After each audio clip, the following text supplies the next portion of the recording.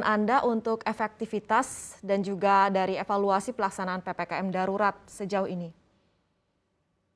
Baik, kita terus melakukan evaluasi secara berkala bahkan setiap harinya, karena tentunya challenge atau tantangan PPKM ini boleh dikatakan mendekati PSBB yang pernah kami terapkan pada periode 2020 pertengahan semester 1.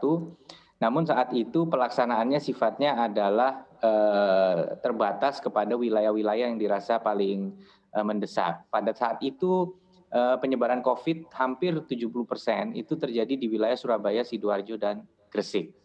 Namun demikian, hari ini pelaksanaan PPKM darurat dilaksanakan di seluruh wilayah Jawa Timur.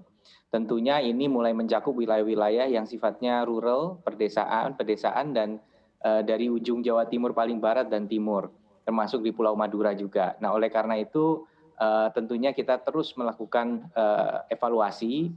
Berbagai macam terobosan dilakukan oleh instansi vertikal terkait, seperti misalnya operasi justisi dengan sidang di tempat, bahkan dilakukan melalui Vidcon dari pihak kejaksaan, sehingga pelanggar-pelanggar bisa cepat mendapatkan keputusan terkait sanksi yang diterapkan.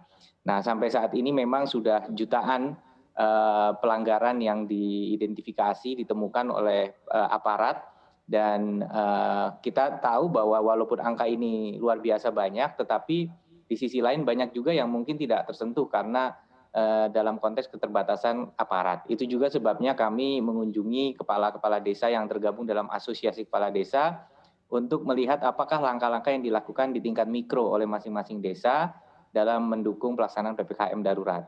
Kalau kita lihat jumlah pelanggarannya artinya ya masih banyak ya. Masih banyak yang harus kita improve dalam hal kesadaran masyarakat. Oke, untuk sanksi yang dijatuhkan sendiri, selain sanksi yang di tempat tadi untuk korporasi maupun juga individu seperti apa nih, Pak? Ada beberapa penutupan tempat usaha yang telah dilakukan ya. Saya punya data terakhir, mohon maaf, saya akan pastikan ini data yang paling update soalnya. Dari kepolisian menyampaikan data pelanggaran yang ditemukan per tanggal 10 Juli 2.321.000 teguran. Ya, kemudian penutupan tempat usaha ada 29 tempat usaha dan sudah lebih dari 400 juta nilai denda yang diperoleh. Inilah kemudian ditambah denda administratif 5.000 kali dan denda kerja sosial 200 hampir 300.000. Jadi ini adalah jumlah pelanggaran yang telah ditindak oleh aparat. Oke. Jangan lupa install aplikasi CNBC Indonesia di App Store maupun di Play Store untuk mendapatkan informasi dan perkembangan terkini dari berita-berita ekonomi dan bisnis.